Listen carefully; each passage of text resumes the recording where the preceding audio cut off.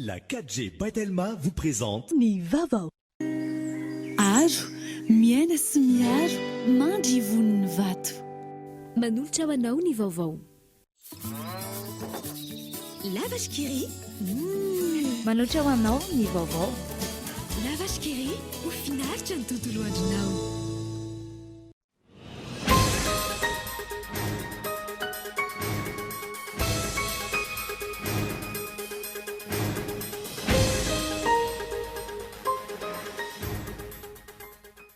Tsy maintsy miroso amin'ny fandiniana lalàna momba ny fanakiazana ireo fananana azo tamin'ny fomba tsy ara-dalàna ny fitondram-panjakana, ny fametrahana ny tany-dandalàna, lavitry ny kolokolo ny tanjona. Amin'izao akatoko ny fientin'ny fahaleovantena izao no atevena ny fiembenana sy ny fiarovana ny tanàna na andro na alina. Alina, nisy ny fidinana ifotona ataon'ireo minisitra tompon'andraikitra. Isan'ny mamono ny tsena makamba avy eto Madagasikara eo amin'ny tsena iraisam-pirenena ny fangalarana ireo mpandraramanjono mialohan'ny fotoana voatondro. Sehatra mampidi-bola eto amintsika nefa ity sehatra ity na an-dranomasina izany na an-dranomamy. Ankalazaina isaka raika amby roapolo jona ny fetin'ny mozika maneran-tany ary firenena mampiasa ny teny frantsay no tena mankalaza izany. Raha ny teto amintsika, maro ny toerana nanatotosana etsika ho fanamariana izany.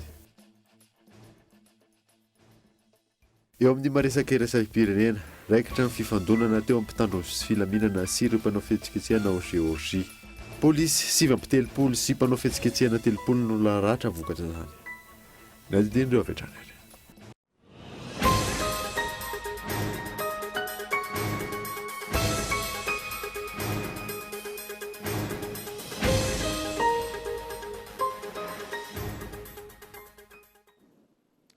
Finaritra tompoko lasy tompoko fotoana vaovao eto amin'ny Kolo TV Manasanoara anaraka izany hatramin'ny farany.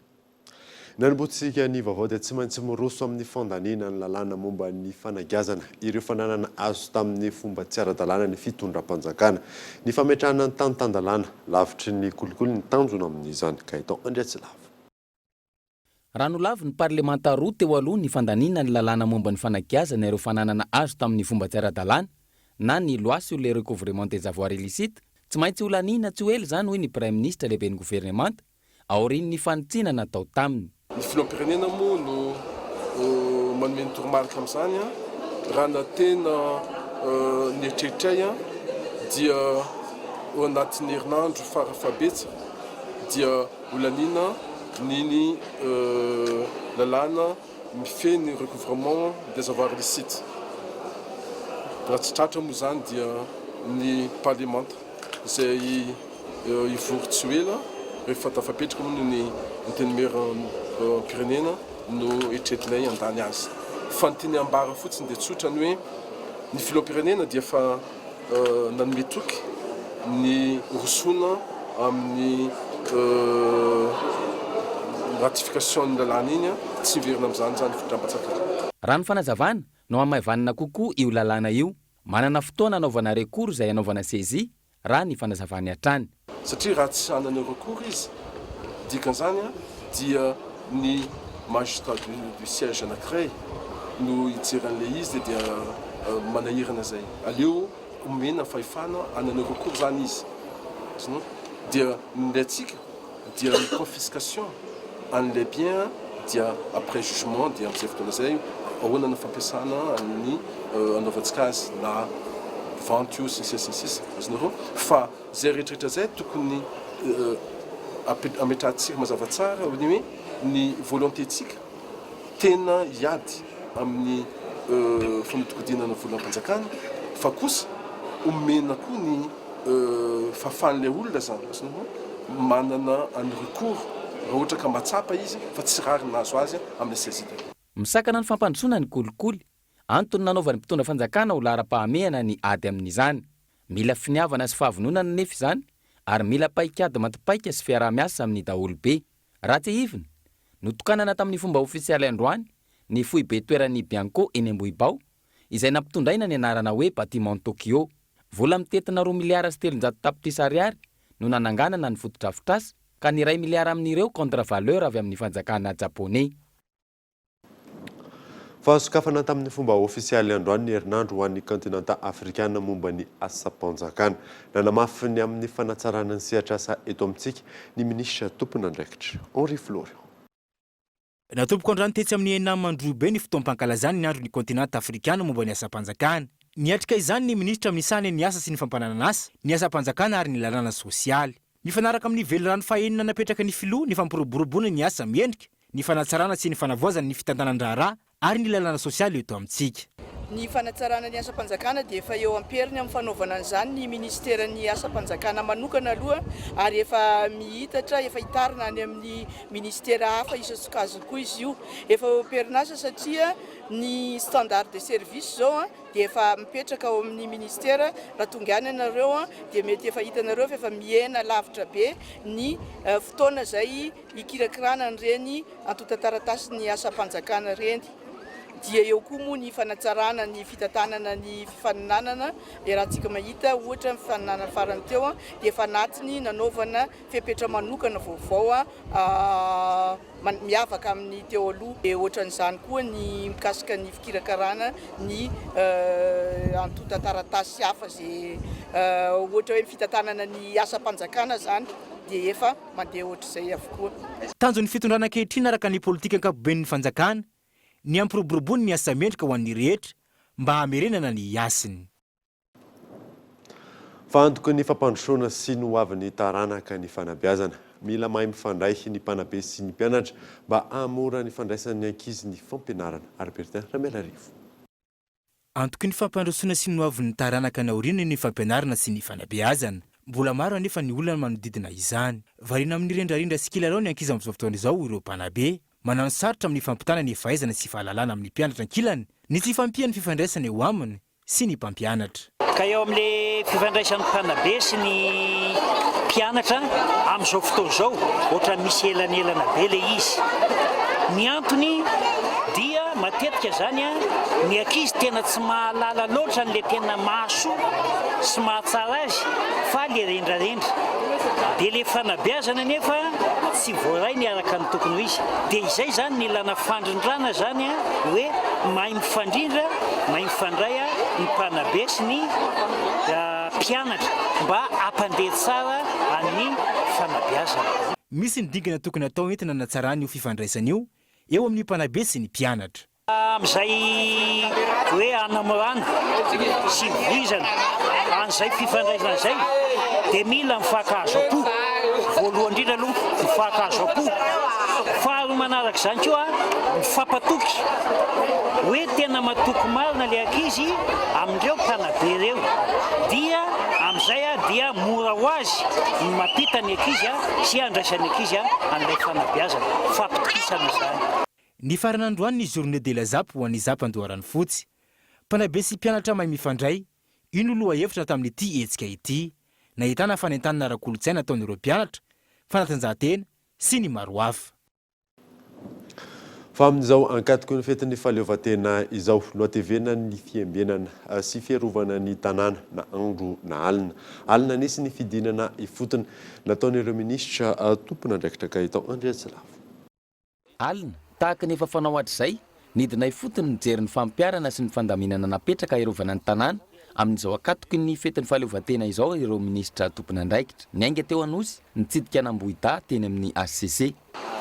Ity zany misy hatramin'izay fa rehefa manakaiky le 26 juin zao dia doublena ny effectif fa quand même any premier régiment de zénith anazy teo zany raha hoe ty any ransy plutôt tiany anazy dia ny anazy zany ankoatra ny patrouille zay avy any mandalo tonga la hafa ndraiky koa ty zany hoe jirama zany ny confiena amina corps anankiray dia le barrage ohatrany hoe hydraulique atsika rendray confiena amin'ny 3e régiment de zénith Manjakandriny efa vazara fixe iny to zany anazy le point garde etiny zany hoe io zany tsy miheritsika eto mihitsy fanjara chef de corps manao relevage ohatrany par semaine na par mois matrouille zany ety velany fa zareo anatiny. Taorin'izay notsidihana ihany koa ny teny Ampasapito Ambodivona.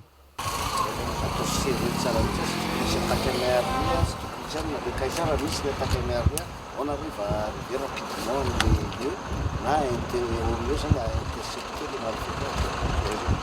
Fazerany tsy grosy andreo hoe anakaiky mivay tsisy zay dia misy nanafika tasy dia tsisy gendarme tonga na ohatr'izany ireo tarabe ny élément armé zany capteto ny tanaville fa ny grand tanà ndray manomboka eto makany ny 3e RG ohatra barrage Telometra, Mantasoa, Mandraka zany eto zany grand tanà ndraiky makany dia eto zany ny raso mamarana eto aty zany zareo fa sur voiture fa tsy mavita le apetsindreo avy any amin'ny port makaty Ankorondrano, Andranombevava, Ambatobe, Ambomanga kely, Ankadindratombo sy Analakely. Milamina sy mirindra ny fiarah-miasa eo amin'ny miaramila sy ny zandary ary ny pôlisy izay samy mifanome tanana hampilamina ny tany raha ny fanazavana. Tsy ny fiverenan'ny filaminana ihany anefa no tanjona. Eo ihany koa ny fiverenan'ny fampitokisana eo amin'ny mpitandro filaminana sy ny vahoaka. Ny aina ny vahoaka amin'ny mpilaminana, indrindra amin'izao ankatoky ny fetin'ny fahaleovanteny izao. Angatahana trano ny fiarah-miasan'ny tsirairay manoloana izany amin'ny fanomezana ny vaovao raha misy ny tranga mampiaya.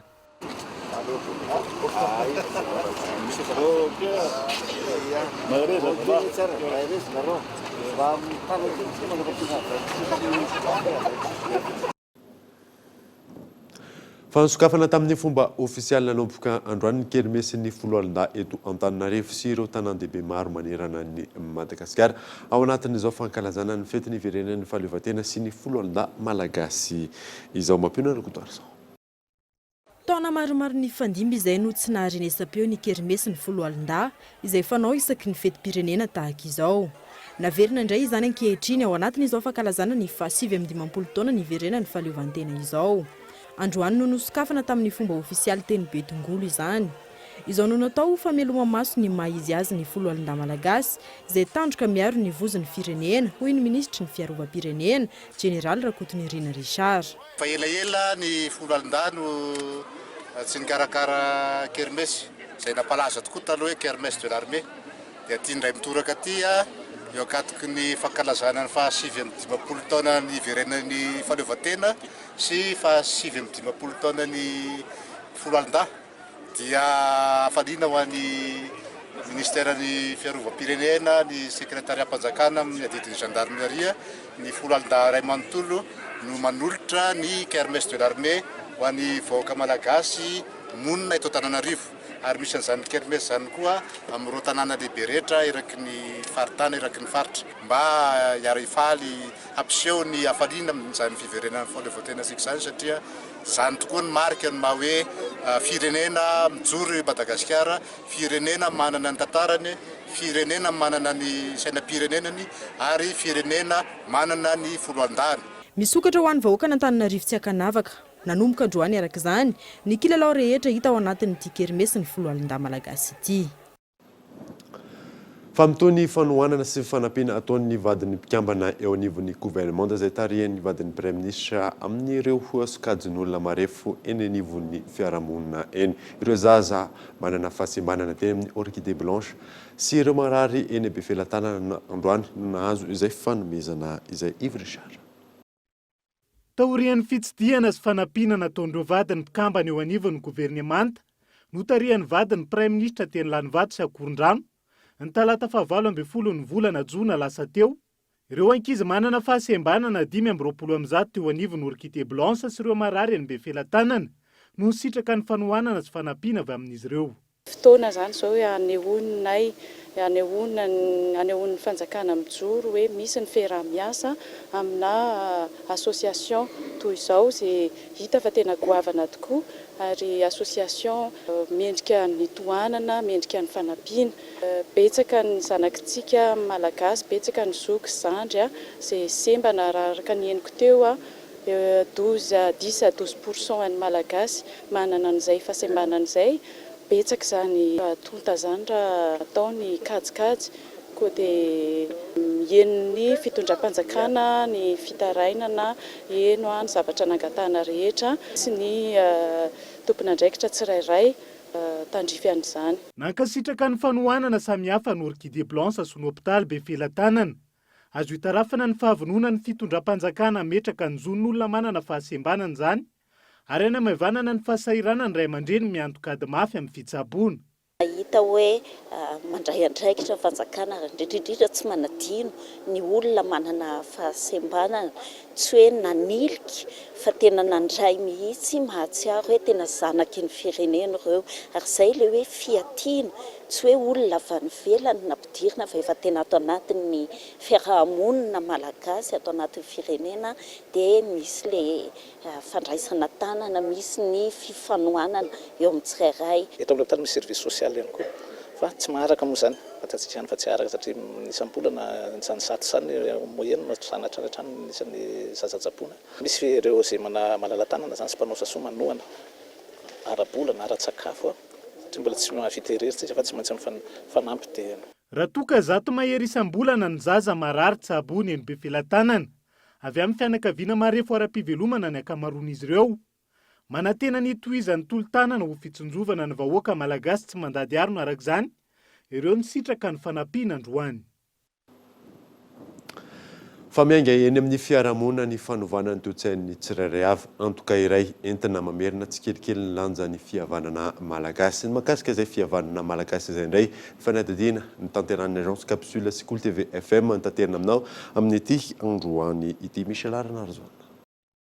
Mbola misy ve ny fihavanana ankehitriny araky ny hevitrao izay fanontaniana izay indray no napetraky ny agence Capsule sy ny Cool TV tamin'ny olona manodidina ny 720 taona ny mihoatra teto Andrenivohitra ny 12 sy ny 13 jona teo.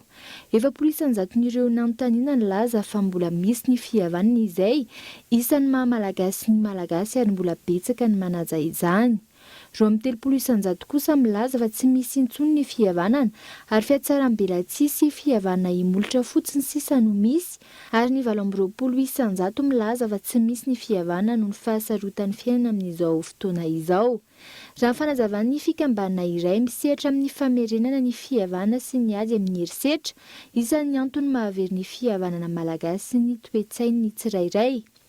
Arak'izany isan'ny tepoka goavana maharava ny fihavanana sy ahitana taratra ny fahasimban'ny fihavanana malagasy ny mbola fisian'ny herisetra. Any amin'ireo faritra vosikajy ho faritra iva raha ny fanazavana trano no tena ahitana izany. Ankoatry ny herisetra, isan'ny manakana ny fihavanana ihany koa raha ny fanazavana ny rotoroton'ny fiainana amin'izao vanim-potoana iainantsika izao. Miaingy ny fotony ary miankina amin'ny malagasy tsirairay ny famerenana izany. Ny mahakasika ny gazety mpiseho isan-kerinandro Madagasikara Matin Hebdo indray no entina aminao anatin'ity fanadadiana manaraka ity. Nantsipiriny izay setynga itao andratsilava. Nivoaka androany ny laharana fa 490 ny Madagasikara Matin Hebdo ho an'ny daty ny 1 hatramin'ny 7 ny volana Jona 7 sy 20. Lohateny lehibe amin'izany ny 750 taona ny niverenan'ny fahaleovantena izay hiavaka amin'ity taona 7 sy 20 ity. Ao amin'ny pejy fa 4 moa no ahitantsika ny andinindininy mahakasika izay. Ao amin'ny pejy fa 5 kosa amin'ny Madagascar Matin Hebdo hatrany Paul Kagame en invité spécial Madagascar sur les traces d'une étoile. Ao amin'ny pejy fa 5 moa no ahitantsika ny andinindininy mahakasika izay araky ny efa voalaza. Voaresaka manokana ao amin'ny Madagascar Matin ihany koa ny fidinan'ny viditsolika un faible gain pour un symbole fort. Ao amin'ny pejy faharoa no ahitantsika ny andinindininy mahakasika izay. Miresaka manokana ny kanina 7 sy 20 izay atao any Egypte ihany koa ny Madagascar Matin Hebdo larana fa 490 amin'ity nivoaka tamin'ity androany ity. Kanina 7 sy 20 le Barea fin prêt pour la compétition. Ao amin'ny pejy fahatelo no ahitantsika ny andinindininy mahakasika izay. Ao amin'ny pejy fahafolo kosa no ahitantsika ny fandarana alalino eto amin'ny Cool TV miresadresaka manao fanadihadiana mahakasika ny fiompiana kisoa tsy ampy ny veterinaire sy ny teknisiana eto amintsika amin'izay fiompiana kisoa izay ka manararaotra mamaritra ny sara-pitsabona alaina amin'ireo mpiompy izy ireo araka ny fanadihadiana natao hatrany. Ao amin'ny pejy fahafolo nyty Madagascar Matin Hebdo ity moa no ahitantsika ny andinindininy mahakasika izay. Tonga eto amin'ny fotoana ny dokavarotra isika orinan'izay natantsika ny tontolon'ny makamba eto Madagasikara sy ny antotanisy miaraka amin'ny izay. Fa eo ihany koa ny tolotra miavaka izay tolotry Motostore rehefa avy eo ary.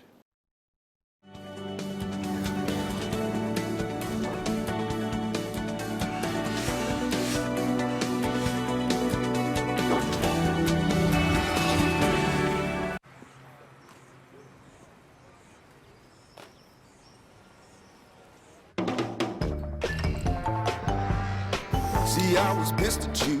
I was mad too. Now here's what I'm gonna do. Remember all the good times that we shared. You better remember everything that we did together. If we can work it out, girl, there is no doubt. You know I'm passing down. I know our debt to love has been paid. I paid that bill. 'Cause you're my best friend to the end.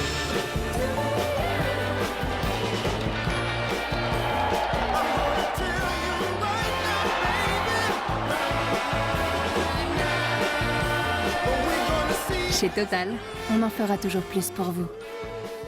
Total, partenaire du football africain. Yes, we can! Yes, we can! Mitombo afoloen'ny bezon data tena maneto an'le anarano mivatana reo lalao rehetra mandritra ny kanina dia zareo amin'ireo namanao ireo fotoana mampangitakitaka rehetra 50 mégas ny atoandro à 500 mégas ny alina arrivo ariary foana ny vidiny tsindrio ny dièse 322 étoile 6 dièse.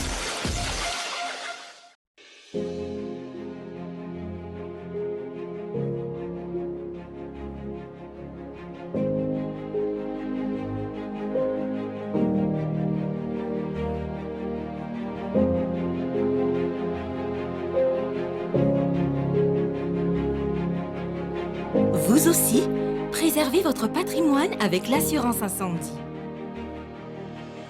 Art, vivre et entreprendre en toute sérénité. La vache qui rit, ça demande cire.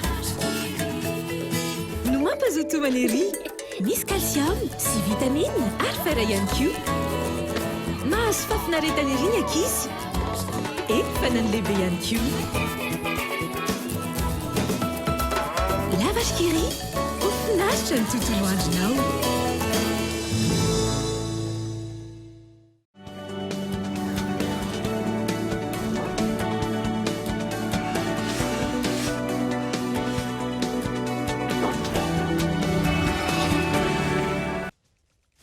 Booster X Cola, le nouveau cocktail intense. Insaisissable. Imprévisible. Violent. Il terrifie le monde scientifique. Mais pour une nouvelle race de savants, le défi est de sauver des vies. La recherche est mortelle. Et le laboratoire est la nature elle-même. Potentiellement, cela pourrait être une tempête dont les vents seraient supérieurs à 180. On peut même affirmer que ce doit être pire en ce point.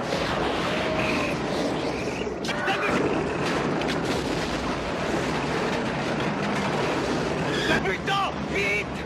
Trouve quelque chose à quoi t'accrocher!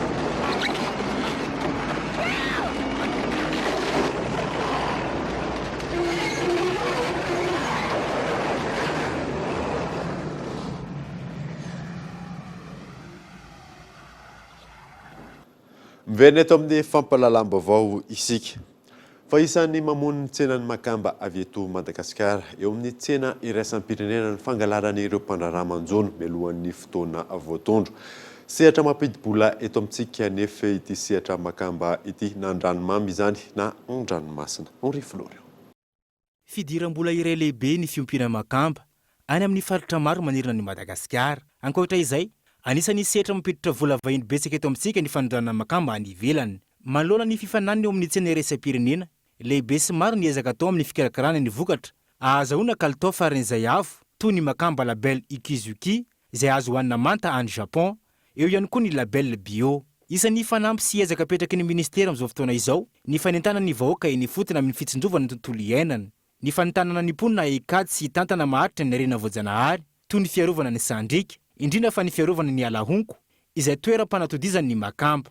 Raha ny fanazavana teo anivon'ny ministeran'ny Jono, isan'ny manimba ny tsena malagasy avy eo amin'ny tsena iraisam-pirenena amin'ny vokatra vita an-toerana, vokatra tsy voahodana ny fangalarana fiotazana na fanjonoana mialohan'ny fotoana. Nanamafy ihany koa ny teo anivon'ny ministera fa entitra ny fanaramaso amin'izao fotoana izao mba entina natsarana ny vokatra vita amintsika ary sarihana ireo mpandraraha sy mpanangobokatra avy any ivelany hiasa eto Madagasikara. Araka ny hitantsika tao anatin'ny fanadihadiana farany teo iny dia nisan'ny mampidi-bola eto Madagasikara ny vokatra makamba. Ny tontolon'izay makamba izay nentin'ny Henri Florian reo atotanisa amin'ity androany ity eto amin'ny plateau-any koa no miarabanao Henri Florian. Araka izay ahoana ny mahakasika an'izay hoe makamba eto amintsika izay famokarana sy ny fanondranana izany. Magnatry ny mbola tsara Lalaine David magnatry ny mbola tsara ihany koa ny mpagnaraka isa-tokantrano any. Makamba no antsoina hoe crevette royale no vokatra mampiavaka ny Madagasikara eo amin'izay sehatry ny makamba zay eto amintsika. Raha ny vokatra tanatin'ny taona maromaro zay, raha ho an'ny taona 420 sy 1000 natapitra tamin'ny folo tapitrisa taona tany hoany zany ny vokatra makamba zay novokarintsika teto Madagasikara. Raha niakatra 12 tapitrisa zany ny taona 520 sy 1000. Sahala amin'izay ihany ny taona 520 sy 1000 dia manodidina teo amin'ny 12 tapitrisa teo eo zany ny vokatra makamba nivokarintsika teto Madagasikara. Tena niakatra zany tao amin'ny taona 720 sy 1000 dia natakatra tany amin'ny 320 tapitrisa tany hoany. Nidina indray zany toan'ny taona 820 sy 1000 satria nidina hatrany amin'ny 120 tapitrisa teo eo ny vokatra makamba zay novokarintsika teto Madagasikara. Raha ho an'ny vokatra makamba zay nahorantsika tany ivelany ndray kosa dia ho an'ny taona 720 sy 420 sy 1000 dia raha amin'ny 7 tapitrisa tany hoany ireo vokatra makamba zay nahorantsika tany ivelany. Nidina kely zany ho an'ny taona 220 sy 1000 satria nidina hatrany amin'ny 9 tapitrisa teo eo ny vokatra makamba nahorantsika tany ivelany. Nahitana fiakarany zany ho an'ny taona 920 sy 1000 satria niakatra hatrany amin'ny 4 tapitrisa ny vokatra nahorantsika. Eo ihany koa an'ny taona 720 sy 1000 dia nisy fiakarana hatrany amin'ny 7 tapitrisa izany raha ny vokatra nahorantsika tany ivelany. Niena izany ho an'ny taona 820 sy 1000 satria niena hatrany amin'ny 7 tapitrisa tany hoany ny vokatra makamba nahorantsika tany ivelany. Ny resaka fanondranana zay ihany afaka lazalazainao misimisy kokoa ve mahakasika hoe izy ireo firenena tena mandray izay vokatra avy eto Madagasikara zay dia ahoana kosa ny mahakasika ny hoe permis de collecte. Firenena 10 no entiko aminao tena hanondrana ny Madagasikara ny vokatra makamba avy eto amintsika. Mitana larina voalohany la France izay tena hanondrantsika ny vokatra makamba na ireo andranomamy zany indrindra fa ny vokatra makamba ao amin'ny sehatry ny ranomasina. Manaraka azy ao i Chine eo amin'ny larina fahalitelo no ahitantsika ny Espagne, manaraka azy ao i Portugal ary ny Pays-Bas no firenena faha-5 farany hanondranantsika an'izay vokatra makamba zay. Raha ny atotanisa azo farany niakatra hatrany ny vidin'ny makamba eo amin'ny tsena iraisam-pirenena izany hoe manodidina ny 10 euro hatramin'ny 20 euro eo zany ny vidina makamba ray kilao teo amin'izay tsena iraisam-pirenena izay. Ny taona 920 sy 1000 dia niakatra hatrany amin'ny 14 euro tany hoany ny ray kilao amin'ny makamba avy eto Madagasikara eo amin'izay sehatra ny tsena iraisam-pirenena izay. Raha ny taratasy fanzahoan-dalana manangom-bokatra ihany koa eto Madagasikara manokana raha ny vokatra andranomamy na ihany koa ny vokatra andranomasina. Ny taona 920 sy 1000 dia mahatratra 370 ireo fahazahoan-dalana navoaka ny ministeran'ny arena andranomasina sy ny jono tamin'izay taratasy fahazahoan-dalana anangom-bokatra zay. Raha toka niakatra kely zany 370 ny taona 720 sy 1000 zay hitantsika fa dia nisy fiakarana. Nena izany raha ho an'ny taona 820 sy 1000 satria nidina hatramin'ny 270.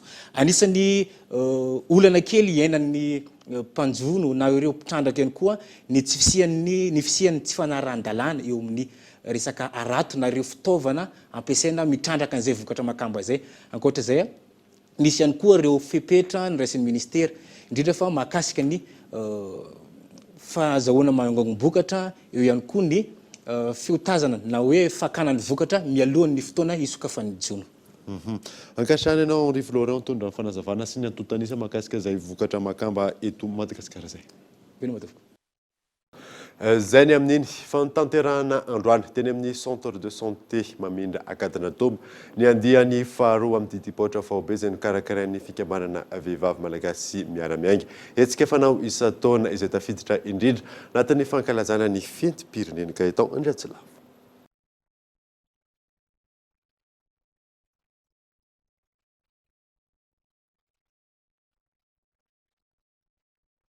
Vao maraina tomany sy tabataba ary hafaliana no eny teto amin'ny centre de santé mamindra Akadindratombo.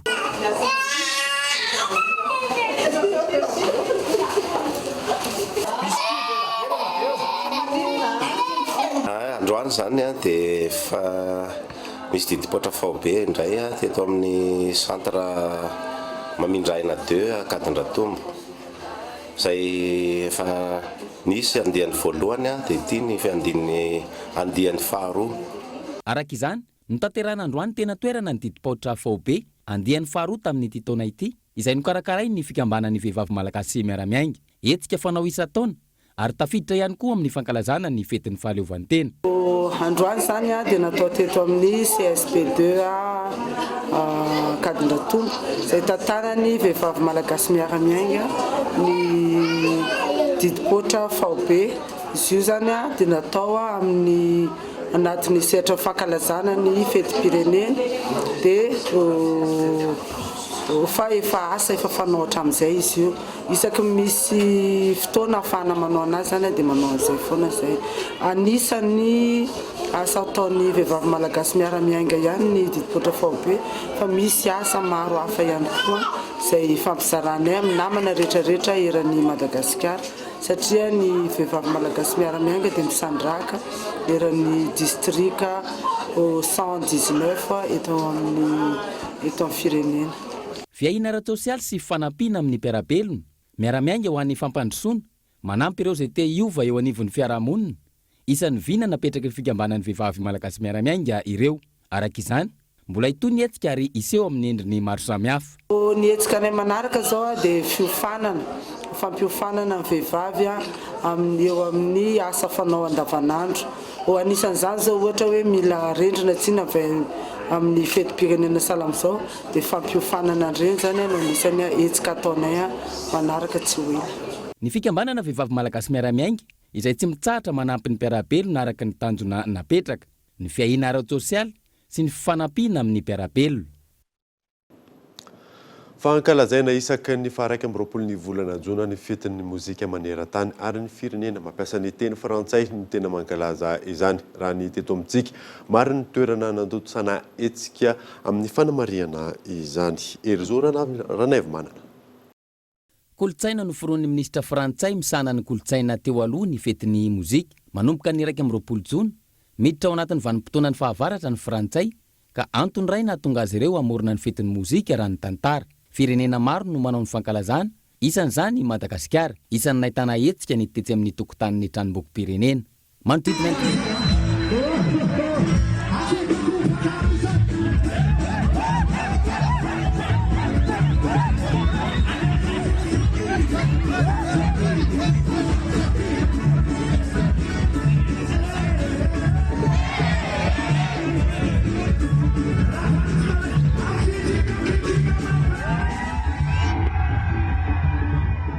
Manodidina ny 5 ireo mpanakanto nandray anjara teto, famporisiana ny olona hiditra lalindalina kokoa amin'ny sehatra ny mozika no antony ity hetsika ity.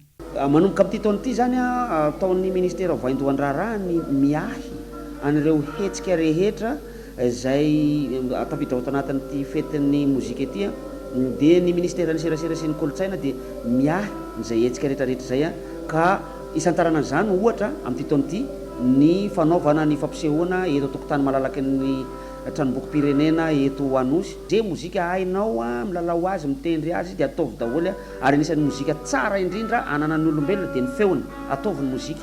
Nahitana fivoarana ny mozika eto amintsika raha oharina amin'ny teo aloha raha ny fanazavana. Manana fahafahana mihaino mozika bebe kokoa araka izany ny olona amin'izao fotoana izao.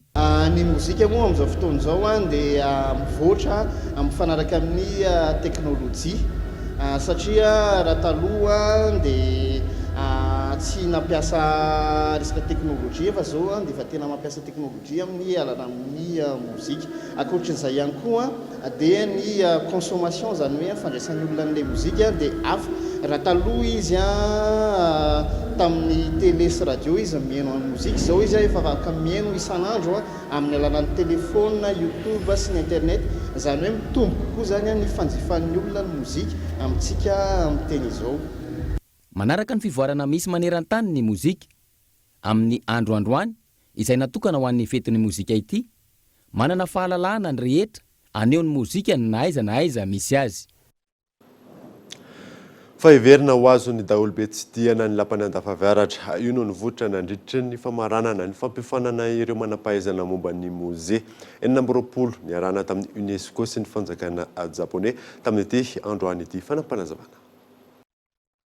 Isokatra ho an'ny besin'ny maro azo tsy diana zany ny eto Andafiavaratra mikasika an'ireo ataontsika hoe zava-tsarobidy rehetra, collection sy ny zavatry ny mpanjakantsika rehetra zany fananana zavatra nanamarika azy rehetra izay no tehirizina teny amin'ny rovan'ny Antananarivo sy tao anatin'ny lapan'ny Manjakamiadana izay noho ny famaizana zany dia nafindra tetỳ Vonjimaika ilay izy. Nisy fiomanana voatonga tamin'izao nisy aloha zany fiaraha-miasantsika tamin'ny UNESCO sy ny masoivoan'ny Japon zany gouvernement japonais izay masoivoan'ny solontenazy eto Madagasikara nanampy tamin'ny famerenana milon'ny iray zany Antsilapa ity satria efa nitete efa simba tsy nisy nijery nandritra ny taona maro dia nisy indray zany izay fanamboarana izay aloha voalohany indrindra dia ny fanindran-dalana tamin'izay zany ary izay no mariantsika androany dia ny fanofanana izay nomena ireo mpitantana musée zany misy 12 manerana Madagasikara amin'ny hoe ahoana ny ahafahana mitahiry an'ireo vakoka ireo. Lafy mavao hafa kosa indray dia tolotra miavaka no tolotry ny moto store any mpanjifa amin'izao fotoana izao. Moto manaraka ny ikafarany no atolotra izy ireo amin'izany fanadidina. Moto na kodiarana roa manaraka ny toetry ny andro indray no atolotra ny moto store ho an'ny mpanjifa. Mampiavaka ny moto store ny kalitaony vokatra izay atolotra izy ireo.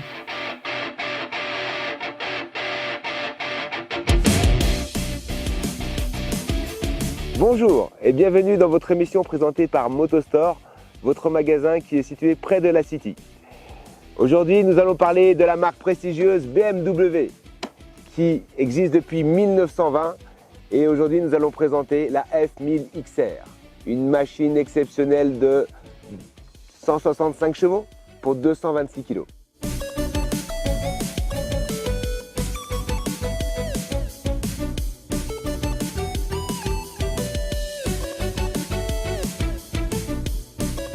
Sur cette moto, vous allez retrouver étrier Brembo, 4 pistons, double disque, diamètre 320 mm, donc un freinage juste phénoménal, ABS de série et des Durit Aviation.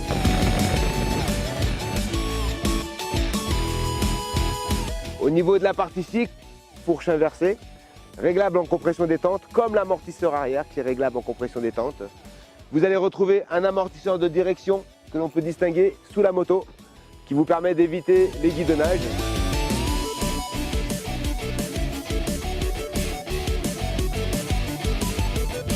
Embrayage anti-dribble. ASC, Automatic Stability Control. Vous allez retrouver un ABS Motorrad qui est un ABS performant.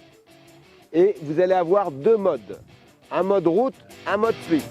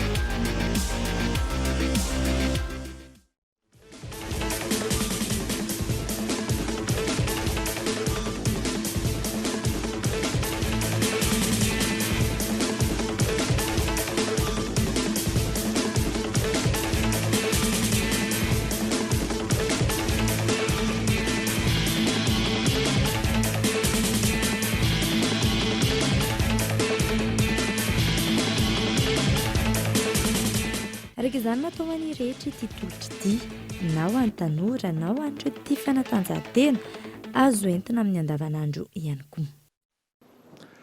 tarandra baolina kitra kanina 2024 ny Egyptiana sy ny Zimbabweana no isantatra ny lalao voalohany amin'ity androany ity. Rapitso kosa niakatra kianjany bareny Madagasikara. Henri Florian.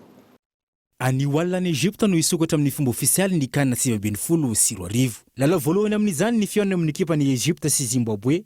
Ekipa samy ao amin'ny aty ny vondrona A amin'ny 20 alina ory eto an-toerana ny lalao. Saingy melohany izany hoe manomboka amin'ny 10 alina ny lanona mpanokafana. Tombana ny maro vaventy amin'ity fifaninana ity ny Egyptiana, izay ankoatra ny mampapetrano azy, ao ihany koa ny mpilalao isan'ny kintana maneran-tany, i Mohamed Salah, afaka manova tanteraka ny fizotrany lalao sy ny vokatra ny tenany irery. Rapitso sabotsy 20 jona amin'ny 10 alina kosa no hiakatra kianja voalohany ny ekipa malagasy, izay iona amin'ny ekipa ny Guinée.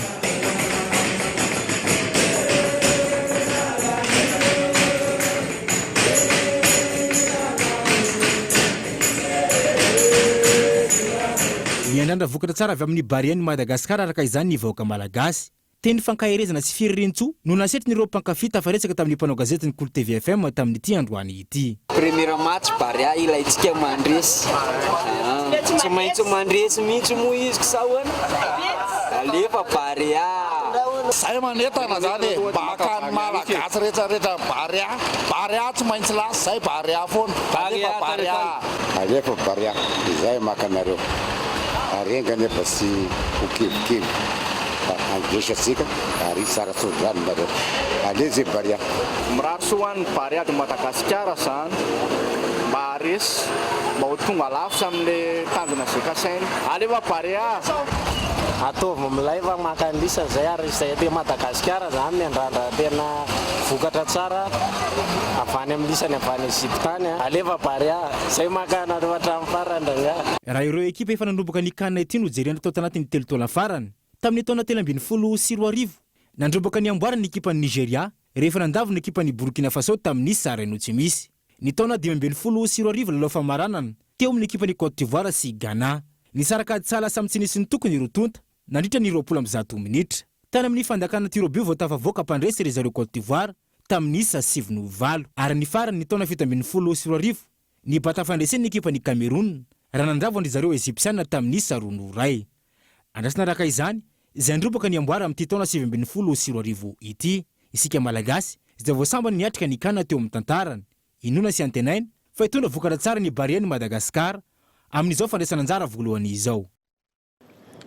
Maresaka iraisam-pirenena raikitra amin'ny fifandonana teo amin'ny mpitandro filaminana sy ireo mpanao fihetsiketsehana ao Georgie. Polisy 7 sy mpanao fihetsiketsehana 3 no naratra vokatra izay fifandonana izay fanadina.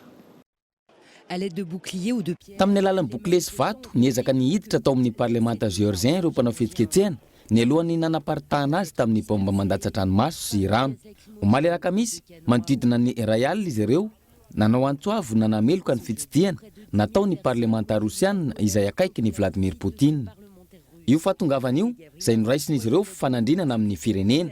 Nanampy izay ny teny rosiana ihany koa ireo solombavambahoaka hatramin'ny natongavany teo amin'ny tribune. Fihetsiketsehana nahoana amin'ny gouvernemanta fa tsy tianay ny fanitarana ny faritra rosiana ty amin'ny faritra misy anay. Tonga eto isakana ny fijabahan'ny rosiana amin'ny fiainana politika aty aminay. Eto aho satria nandritra ny 20 taona tsy mbola niaina tao anatina firenena maleo tena izay anefa no ilaiko. Nandritra ny fanafihan'ny Rosia farany ny taona 2024 very faritra hatrany amin'ny 20 i Georgie. Ankehitriny mangataka ny fametraha-pialan'ny filohan'ny anteny miera ireo mpanao fihetsiketsehana. Ny mpanohitra ao an-toerana izay manameloka ny fitondrana ary milaza fa mandefitra manoloana ny Moscou. Dia iny maresaka iraisam-pirenena iny manakatana vaovao tamin'ity anina ity ankasitrany ianao nanaraka izany. Soafa tsara daholo tompoko.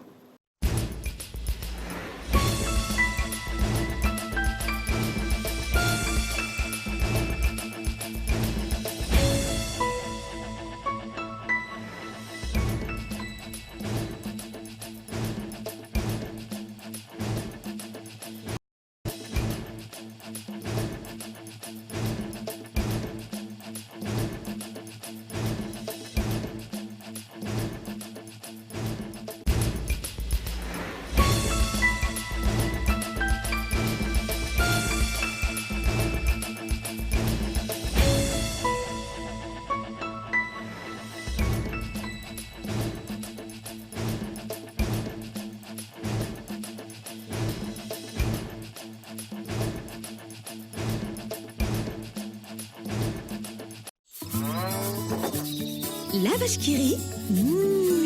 Narainao teo ny vaovao miaraka ny Lavash Kiri, ho finaritra ny tontolo andronao. Le journal vous a été présenté par Aro, miaina sy miaro, mandry voniny vato. La 4G Batelma vous a présenté Ni vavao.